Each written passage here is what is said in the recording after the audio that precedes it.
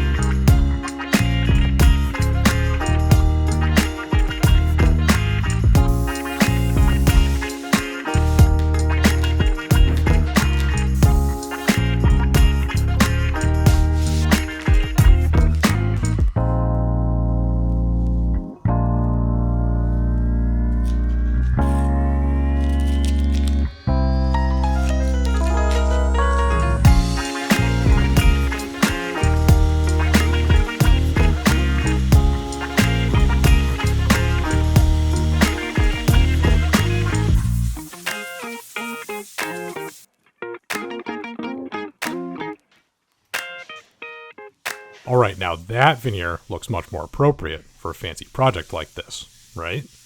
Right. Wait, it's already time for finish.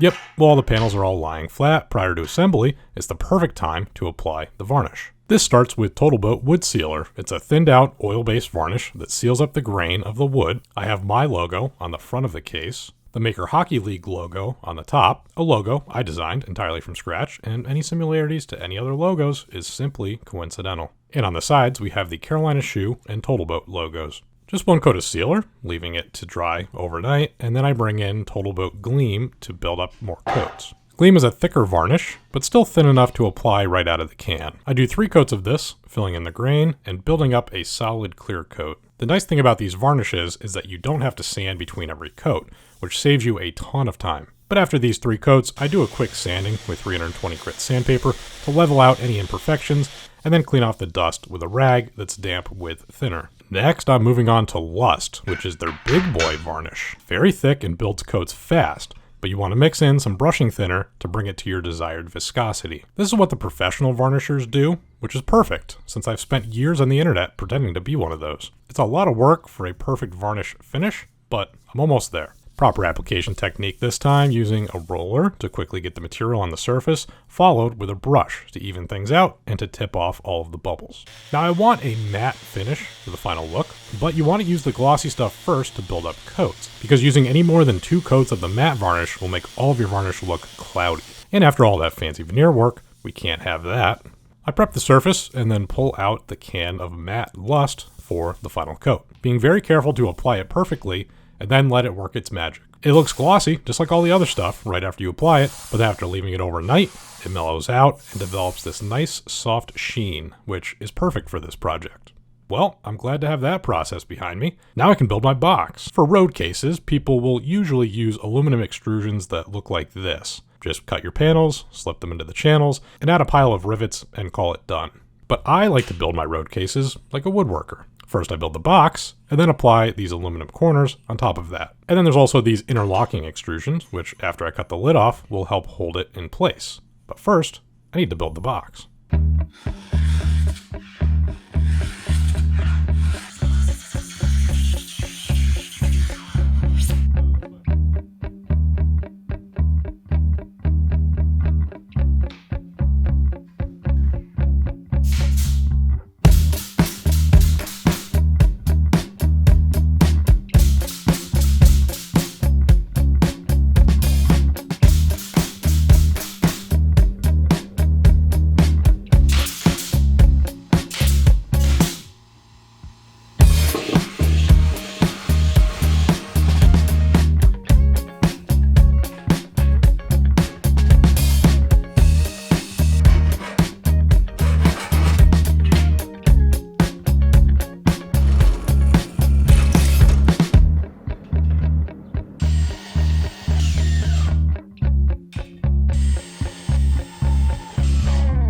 I temporarily install the corner extrusions. This lifts the varnished panels off the surface of the table saw so they don't get scratched when I'm cutting off the lid. The interlocking extrusions are mitered and cut to fit around the perimeter of the opening now. Cutting the aluminum to the correct length for the road case is actually very forgiving, except for these mitered corners, which need to be exact since they don't get covered up like the other joints do. I very carefully lay out and pre-drill all of the rivet holes so everything lines up consistently on all sides of the case. For some extra insurance, I like to add Thixo adhesive under these aluminum extrusions before I start riveting everything together. I already owned this hand riveter from installing gutters in the past with some small rivets, and I figured these big rivets can't really be that much harder, can they? Turns out they really can be that much harder, and there's a lot of them. So hang on for a second.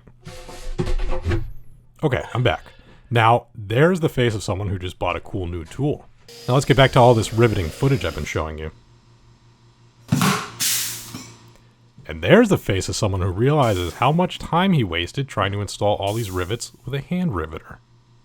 The corners all get a little special treatment. These mitered corners I hit with a file to knock down all of the sharp edges. Each of these intersections between the two different aluminum extrusions get a metal covering over them to cover up the seam, plus some more rivets, of course. Ooh, those are nice. What are those? Oh wait, those are the new Carolina Shoe Workline composite toe Oxford work shoes. That's just one of the many new spring styles that Carolina just added to their lineup. You can get a discount on those, along with everything on their website right now, by using the link and coupon code down below for a limited time. They have the classic styles you know and love, plus they're always coming out with new designs. So if you've checked them out before, you want to check them out again now. I've been wearing Carolinas for over a decade now, and can't recommend them enough. You want to make sure you're as comfortable as possible while installing enough rivets to assemble a commercial aircraft. Now that's something I didn't have to worry about with my hand riveter. You may have noticed this already, but the way I like attaching my road case hardware is by temporarily holding the parts in place with a few screws. This then allows me to hold the parts in place while I drill out the holes and then install enough rivets to hold it in place. Remove the screws and then install the final rivets. With only two hands, it's hard to juggle installing the rivet, the washer, and holding the part in place at the same time. So this makes things easy. The case is really starting to come together now, but there's still plenty of hardware left to install. The hinge, the latches, the handles, the rivets, more rivets, somehow even more rivets. Too many rivets, probably.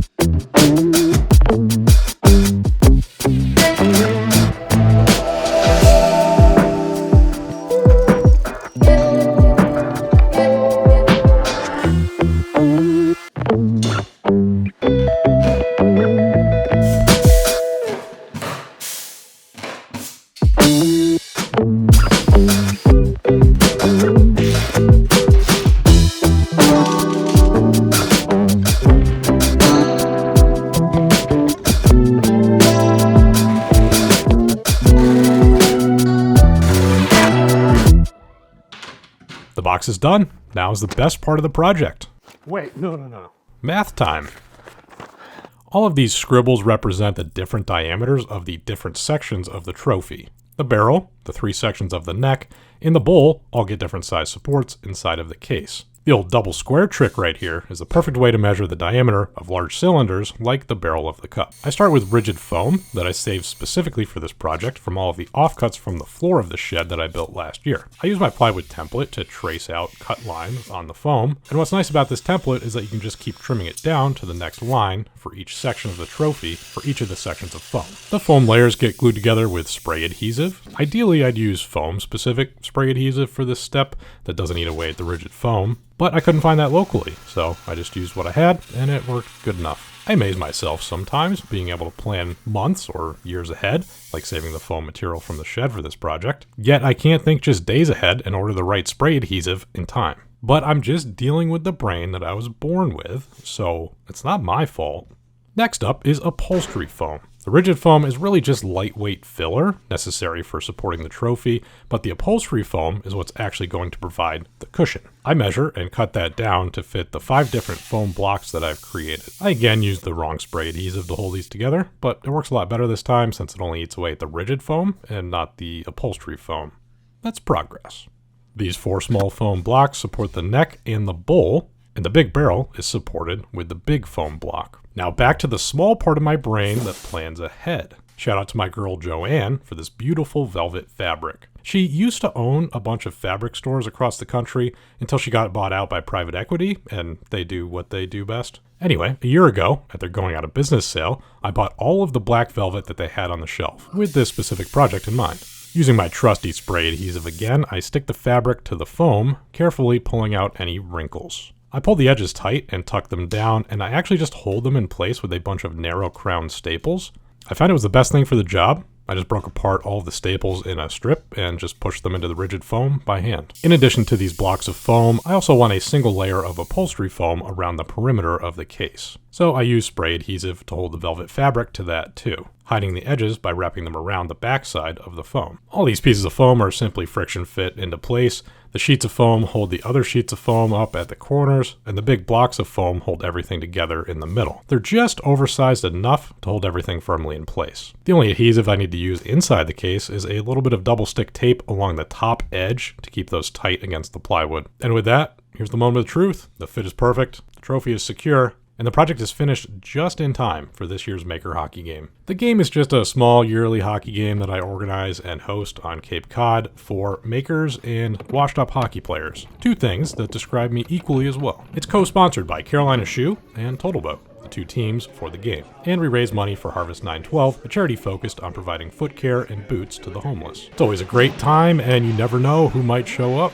But one thing's for sure, it's always fun playing in front of a sold-out crowd. As always, it was a game full of great action, plus we had Kristin from TotalBoat on the clock, and Graz from Carolina Shoe on the mic. That's a goal! Alright, now you can The score. other team. That was a goal, okay.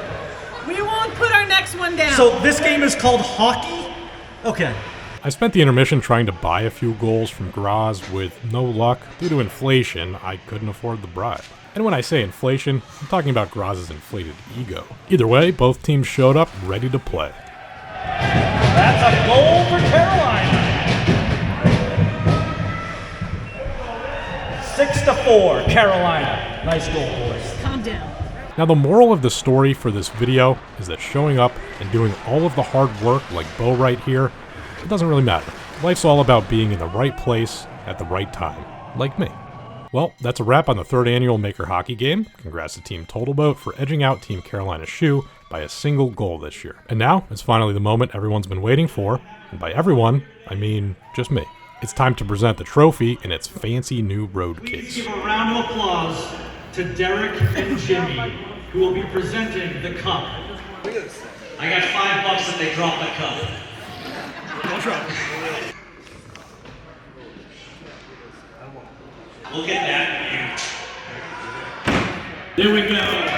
Round of applause. But really, aren't we all winners here with those links and coupon codes that are down in the description? You're welcome. Thanks again to Carolina Shoe for making this video possible and for always supporting my quirky ideas. We've got some fun stuff planned for later this year, but for now, thank you for watching, and be sure to pick yourself up a new pair of boots. You deserve it.